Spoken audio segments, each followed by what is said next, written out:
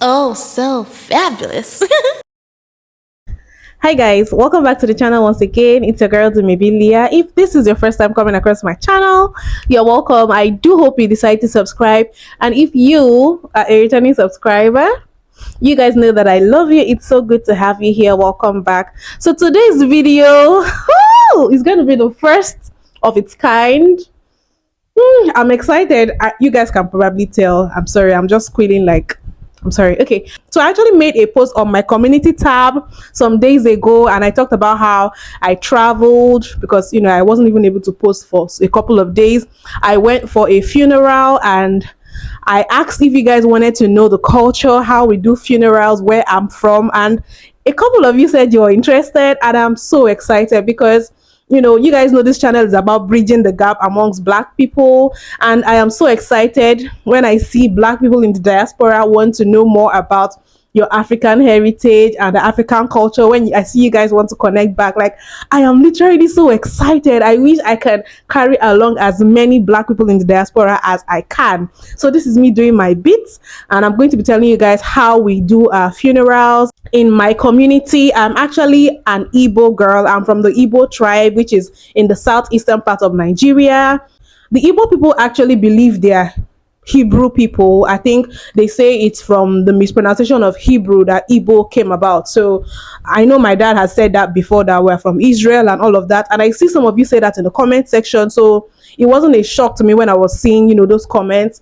I don't know. Anyway, this is not about the history of Igbo people. We're going to be talking about how we do our funerals. Now, the first thing that I need to state is that it varies with different communities. Nigeria is made up of 36 states, and 5 states out of those 36 states are dominated by Igbo people. Then we have some other states where Igbos are also a minority, like in Rivers State, in Delta State. Okay, my dad actually is from Anambra State, which is one of the 5 states with Igbos as majority. And my mom is from Delta State, which has Igbos as a minority. So my mom is a Delta Igbo person. There are other tribes in Delta as well, but there are Igbo people in Delta. My mom is from the Igbo part in Delta State. I hope I'm not getting you guys confused. In Nigeria, you're basically from your father's side. The lineage is patrilineal. So I'm from Anambra State. I claim Anambra State, but I still rep my Delta side, like South. So anyways, I'm going to be telling you guys how we do the funerals in my place. To the best of my knowledge, I'm not a cultural guru here, so please, if you're Nigerian, you're Igbo, feel free to correct me in the comment section. Although you might be speaking for your own part of your community as an Igbo person, which might be different from mine. So you guys, the traditions are different. We might all be Igbos, but we have different ways we do this funeral. So I'm talking about my own community. And yeah, I know about funerals because my both parents are late, and I participated in, the funerals of both my parents. And of course, this funeral that I just came back from is fresh in my mind. It was my grand uncle that died. So yeah.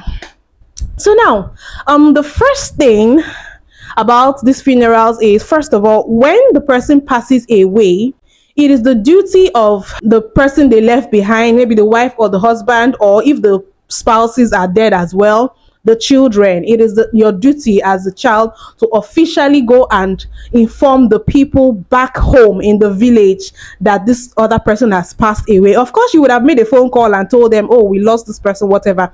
But you have to travel back home. Now, for me, I stay in Lagos, and my village is all the way in Anambra State. We're talking about 9 hours, road trip distance. That's how far it is.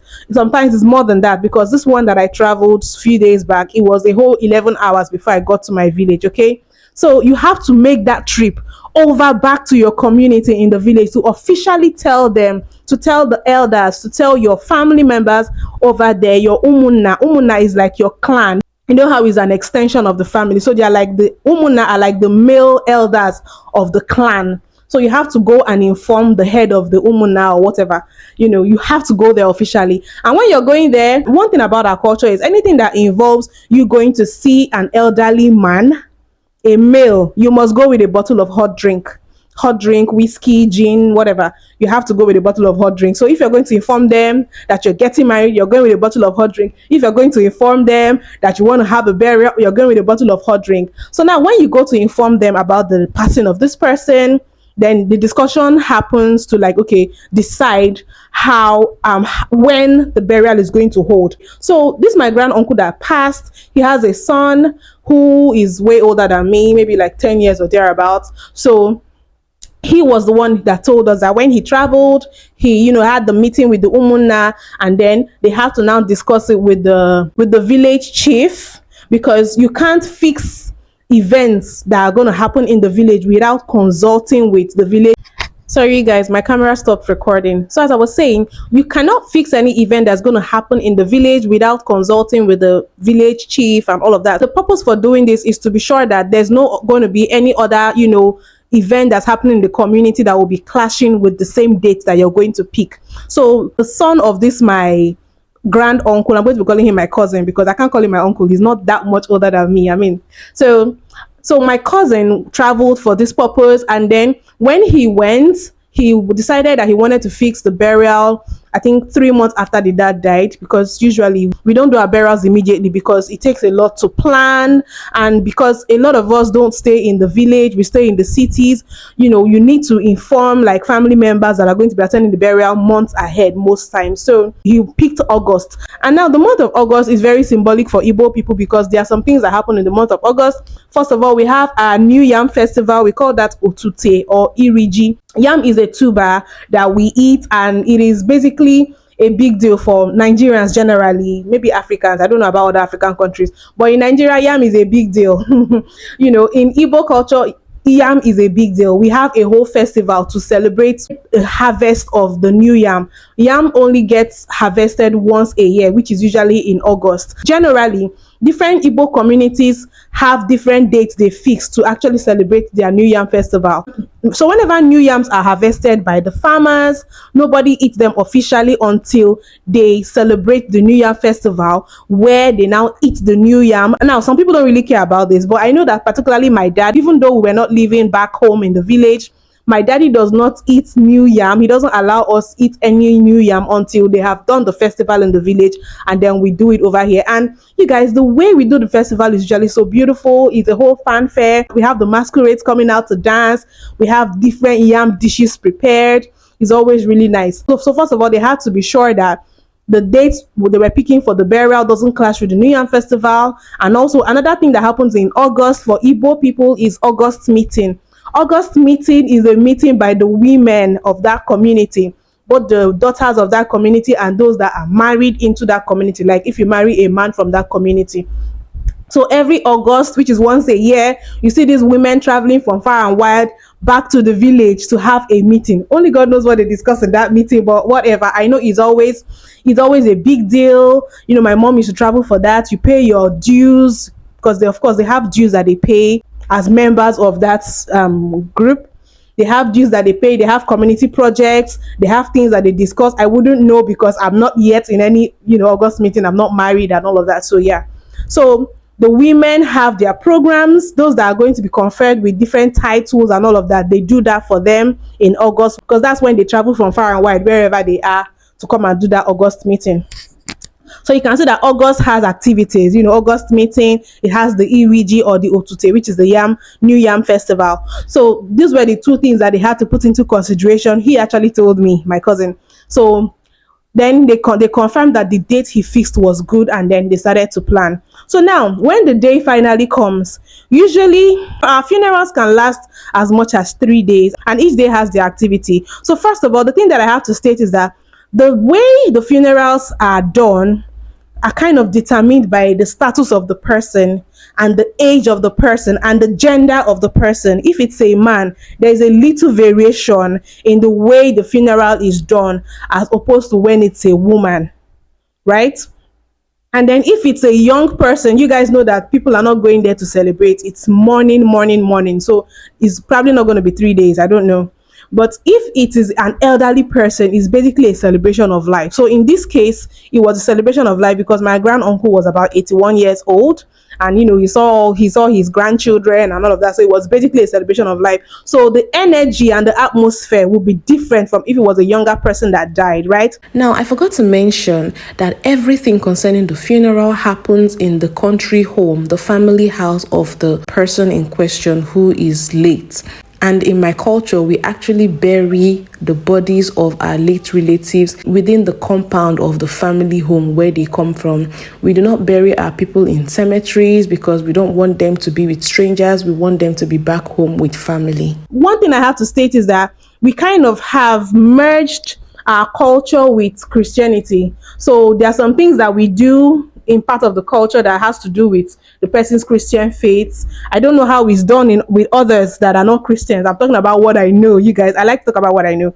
So the first day of the funeral was basically celebrating the mass. My people are predominantly Catholics. I know I've said this before on this channel that it depends on the missionaries that arrive first in your town. So the missionaries that arrived first in my town in Anambra State were Catholics. So majority of our people are Catholics, except those that now maybe convert to other denominations. So they said the mass, the mass is just like church service, and then they did a wake keep. The wake keep just involves playing music, maybe praying, light entertainment and refreshment for people that stayed. Just maybe not, it might not be entirely overnight, but like late into the night. And then one thing about the village is that whenever you're doing something, everybody's going to come. It doesn't even matter if they know you or if they know who passed away. As long as they're from that village, they're going to come, and you're going to have to feed them. So I'm just letting you guys understand how much money goes into these funerals. We're talking millions of naira. Okay, in American dollars, that would be like thousands of dollars. So that's the first day. Then the second day is now the actual funeral. So first of all, the body of the person in question must already be somewhere around in a mortuary that's not like too far. So early in the morning, usually is either the first daughter or the first son that goes to pick the body. When it was my parents, my brother had to go and pick my dad. When it was my mother, my sister had to go and pick my mom's body. So sort of like if it's a woman, the first daughter is going to go. If the first daughter is not available, then any other daughter that's available will go. If she doesn't have daughters, then maybe a son will go. And we are so particular about how this is done, being that there's an actual way you have to dress to go bring the body. Yes, my sister had to tie a wrapper called Unkuloka. She had to tie that particular wrapper with a top, or basically Igbo women's official mourning attire. I think that's what they wear when they go for anything that has to do with funerals, the Igbo women generally.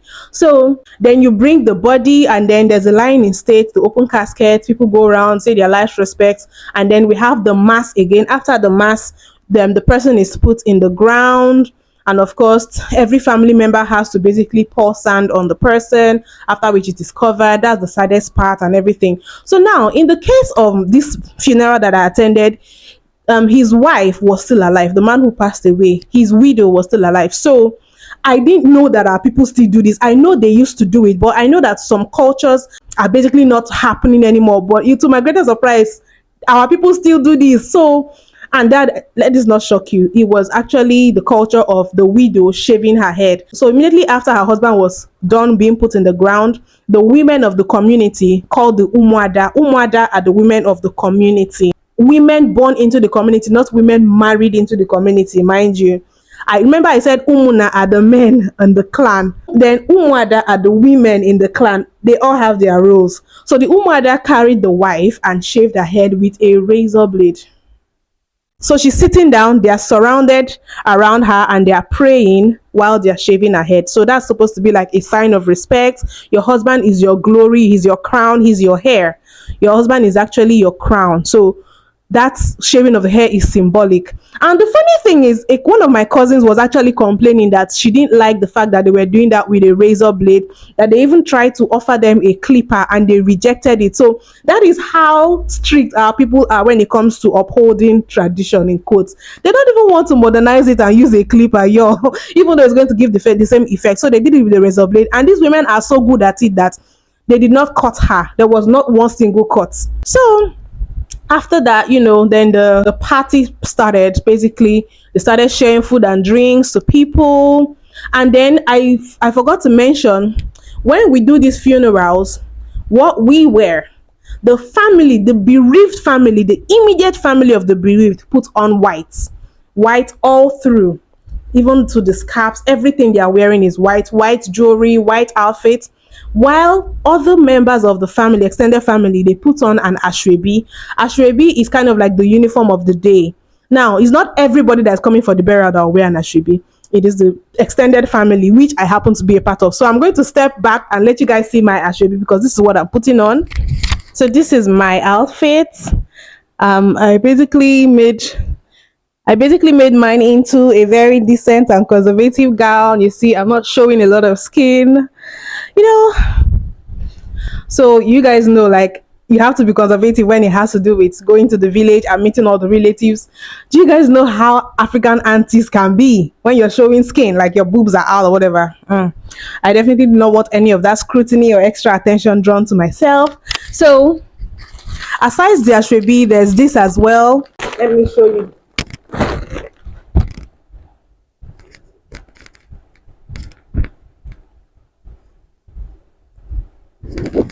So that's actually a customized t-shirt, you know, with the face and the name of the person who passed away printed out. So a lot of people will print that as well and then share to some other people, maybe other family, friends, and other extended relatives and stuff like that, to wear on the day of the burial. And I forgot to mention that, you know, I said that the family puts on white, the immediate family of the late person.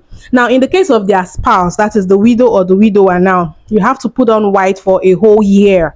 So if you're stepping out, maybe if you're going to church or whatever, you have to put on white. My dad did that for 1 whole year after my mom passed away. It's not like you cannot wear any other thing.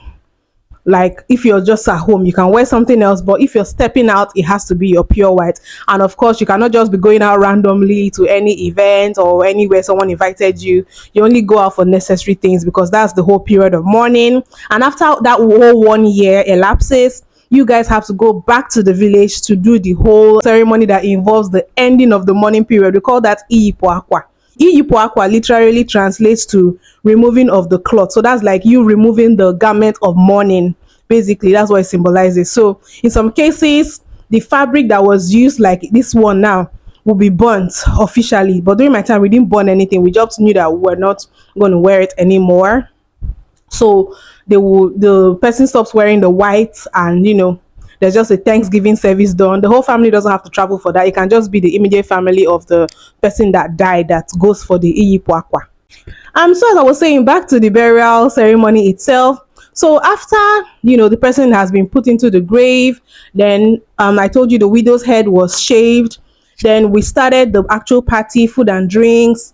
And then there was a part where family members are called out one by one to dance, basically. So each family member must have invited their own friends, right? So my cousin came out to dance with his wife. His friends came and they sprayed him money. As you guys can see, in Nigeria we spray money, and though his friends made it rain that day, it was a lot. Like the whole village was in shock. Like, who are these people? Even I was screaming. I was like, what is going on? So now, speaking of rain, whenever you're having an event in the village, a funeral, a wedding, or whatever it is very important that you pay the rainmakers to control the weather on the day of that event. These people have their ways of making sure that it doesn't rain and the weather is sunny and bright and convenient. But if you do not pay them, it is very possible that it is going to rain and you're going to have a terrible weather that will ruin your event, even if it is not rainy season. You know, it was basically a celebration of life. So yeah. Then other siblings as well came to do theirs too. The mother is the only person that did not come to dance, because I mean the rules are different for the widow or the widower. So one thing that we did during our parents' burial that I saw that they didn't do in this burial was that we carried our parents' pictures and then we danced around. We danced from canopy to canopy of everybody invited, basically. It's always very sad, especially when the children are young. So if it's like a woman that died, the first daughter will carry her mother's picture and dance around the canopy, showing everybody, oh, my mother has died, this is my mother. And then as you're dancing, you shout like, Nemo, name miss my mother. So it's like you announcing to people, my mom is dead. So they are playing music, you're dancing and you're crying and you're shouting name. Then For my dad, we did that as well. Me and my brother did that. My brother held the picture and we danced as well. It's very traumatizing, you guys, because my parents died too early, so it was very painful. Yeah, my parents' burial was not a celebration of life. You understand? So they didn't do that in this burial. After the spraying of money and then your invitees coming to basically commiserate with you, you can now see other kinds of display if necessary. A masquerade can come. Masquerades are basically spirits. It's actually a human being that puts on the costume, but there's some rites that go with it, like it's a spiritual thing. There's a rite of passage you have to have passed through before you can be a part of the masquerade community, and it's only men that do that. And there are different types of masquerades that signify different things, that come out for different events, and different, depending on the caliber of people as well, determines the kind of masquerade that comes out. And I basically had to hide to film it, because in some cases some of these masquerades go around with whips, whipping people, especially women. Like, see, one thing that I hate to admit is that our African tradition is actually kind of patriarchal, or what's that word, it favors men a lot. So there are just some things women cannot do. So the masquerade can whip you as a woman. So yeah, so the whole masquerade ceremony, when you come of age, you have to travel to the village to do the ceremony and do the masquerade initiation. And some people that are Christians kind of look at it as something fetish, but I don't really see it as something fetish. I don't know why a lot of our culture has been demonized. I think my brothers did the whole ceremony because my dad had this thing about give Caesar what belongs to Caesar. So he ensured that we did things according to tradition, and we also did things the Christian way as well, because he definitely saw it the same way I did. He doesn't think our tradition is demonic. He just feels like just know how to balance it. So he ensured that my brothers did the whole masquerade initiation ceremony and all of that. Because when you're initiated, the masquerade won't whip you. If he was not initiated, he's definitely an outsider to them. You understand? So after that was done, there's also a part that I noticed in my dad's burial that's okay. I think they did it in this burial as well, which is where the age grade of the person that passed away comes out to honor the dead. So when my dad passed, the age grade are basically like the men from that village that are within the same age. It could be like an age range of 5 years difference. So all of them came out. They will usually have a WhatsApp group. They do meetings and all of that. That is not just like, it's an actual functional group. Everybody, according to your age, has their age grade. As a woman, I don't really think we have that, but the men have that. Anyway, so the age grade will come out to bid him farewell. They basically danced around my father's grave and prayed, poured the hot drink and said some prayers and stuff like that. Basically bid him farewell. Then another thing that happens is the umbalu. Umbalu is basically condolence visits.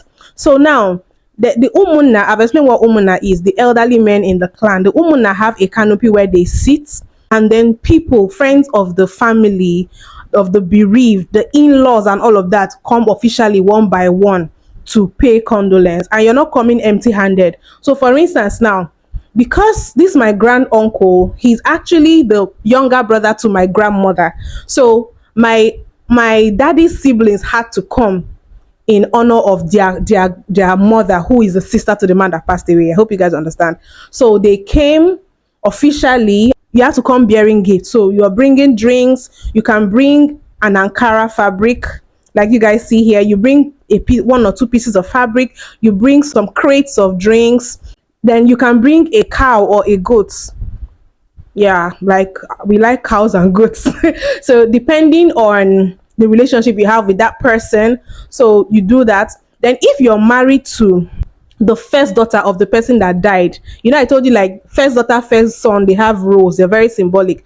So if you're married to the first daughter of the person that died, you are going to bring a cow, and you're going to come with your whole people. You cannot come alone, so you come with your own family, umunna, your parents. So you might be like a group of 10 people or over 10 people that come. You can even come with people that will play traditional music from your own culture and dancers. Like, you come with an entire bus filled with your people. It's a big deal. So this is why the burials are always filled up, and you have to feed every single person that comes. You have to make provision for every single person that comes. They're going to come from far distances. So if you're married to the first daughter, just know that you're bringing a cow for your in-laws, and then with the drinks and the Ankara fabric, as well. If you're married to the first son, your people are coming. If you're married to any child of that family that is bereaved, you're coming with your people.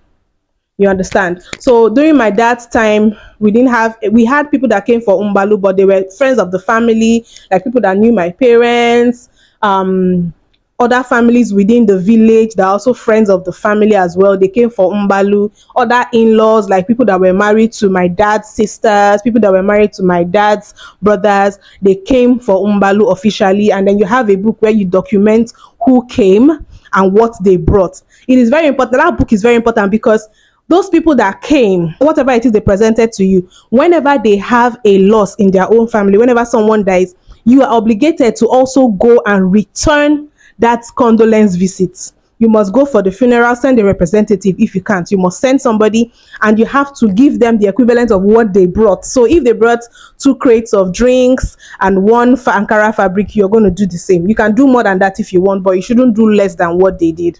So you guys can see, like, it's not. So it's a debt you basically owe these people, right? And then the third day, the Umbalu continues. Different people can come and do Umbalu. During my dad's funeral, the third day was something we did for obwefi. Obwefi basically means the killing of a cow. The way it's done, because my dad killed a cow in honor of his dad when he died, in honor of my grandfather when he died, he's obligated that my brother must kill a cow in honor of my dad. Now, it's not just any random cow. We have a specific cow that is more expensive that you must buy, that we use. The breed of cow is a draft cow. It's as short as a goat. So that's the one that we use. We call it the local or native Igbo cow. So that is the cow that we bought, and then it's just for the umunna and the family. All those invited guests are no longer needed. They are not coming on that third day. It's strictly for the umunna, which are the men in the clan. I've said this time and time again. I feel like I have to keep saying it because some of you might not remember. So the umunna will come. Then they will do some prayers before killing the cow. They will do some prayers. They are going to kill the cow afterwards. Once they kill the cow, they are now going to pour some like hot drinks, say some prayers and everything, almost like they are saying it in honor of the spirit of my dad, like telling him, oh, your son is killing a cow for you to respect you. I hope this opens the way for you to go to heaven, like to grant you rest, watch over your children. They are honoring you in your death, so stuff like that. And then they're going to break a kola nut. That's a kola nut. And then they have to flip the kola nut. There's a way the kola nut lands on the floor that indicates that the dead person, the spirit of the dead person, has accepted the gift, which is the cow that their son is offering them. There's a way that the kola nut flips and the person did not accept. They have to pray again and then flip the kola nut again. You guys, our culture is really rich and it's beautiful. So they flipped the kola nut for my brother one time and it was accepted and we rejoiced. And then they cut off the tail of the cow and made it into a staff for my brother. And he had to dance around with that as well to indicate that he is now an obwefi. Obwefi is the title given to a man who killed a cow for his father.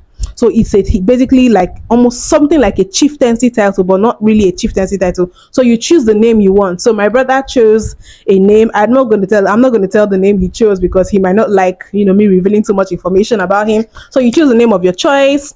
And he chose a name. So he was officially like a titled man, sort of. It's not a title, but he has a title, obwefi, attached to his name. And that basically counts for something. So there was another thing that happened in my dad's burial that did not happen, that I didn't notice here. It was a display there's a kind of display they do when it's a man that died. All the men in the village, like the men that attended the burial, this happened on the second day. They do this display of masculinity. I don't know what to call it. There's this dance they do where they are flipping. Maybe it doesn't happen in my cousin's village because we're not from the same village, but from the same town. You guys might not understand what I mean. But my community, basically, I don't know if it's just my community that did this, but they did this for my dad.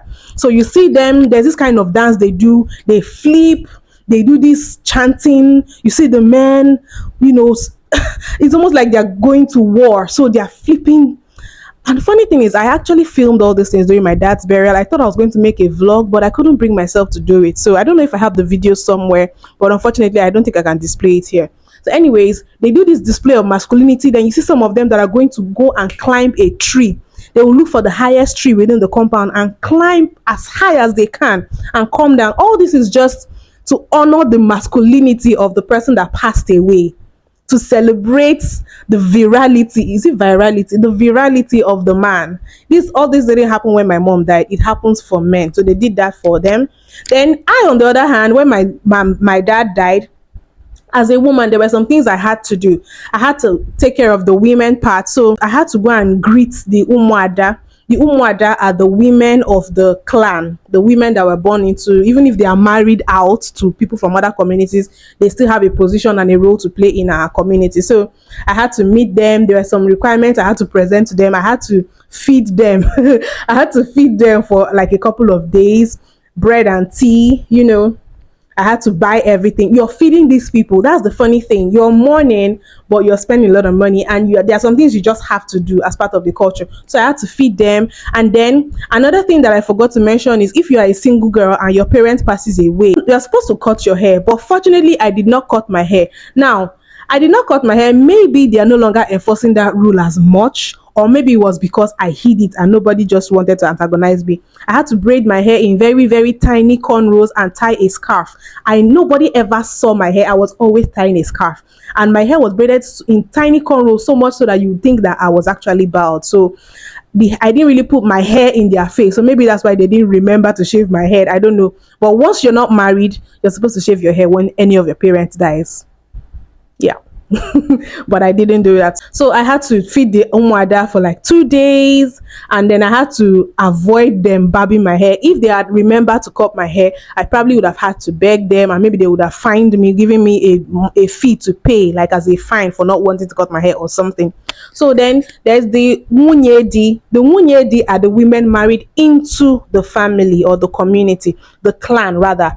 So these women, I have to also go and greet them and thank them and tell them that, oh, my father is buried.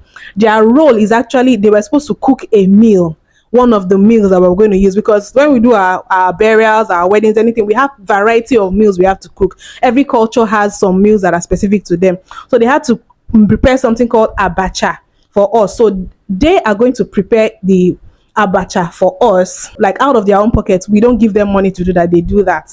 That is their own contribution. That is their traditional role in a funeral in the family. So yeah, that's all I remember. Is there anything else? So that's basically it. So you guys, it is a whole fanfare and it is a lot of money. But the good thing is that you're actually going to get donations from people. So it's not like they're just coming to eat, but you know, well-meaning family members, friends of the person that passed away, friends of the family, they're going to send you donations. My siblings and I actually sent a donation to my cousin that buried his dad, you know, this burial I'm talking about. So it's a lot of financial burden, but you're going to get help. You understand? So that's basically it. Then usually on Sundays, which is the last day, we now have we go to church and have a Thanksgiving. So basically burials are like Friday, Saturday, Sunday. That's the 3 days. Or Thursday, Friday, Saturday, Sunday. Do you understand? So that's usually how it works. I hope you guys enjoyed watching this. If you have Nigerian heritage, this could very well be your culture. Okay, if you have Igbo heritage specifically, it is your culture. Now, just like I said, there are different variations with different parts of Igbo land, but this is my own community. You guys let me know if you enjoyed it, if you learned anything new. If you have any questions, I'll be here to answer. If you want more videos like this as well, let me know. I always like to speak about what I know, but if I see that you guys are interested, maybe I might be able to get people of other Nigerian cultures to come on this channel and talk about stuff like this. If you guys are interested, let me know. So yeah, I have to wrap up this video here. It was a long video. Thanks for watching. I hope you guys enjoyed it. Please don't forget to give this video a thumbs up, subscribe if you haven't, and I'll see you guys in my next video. Bye.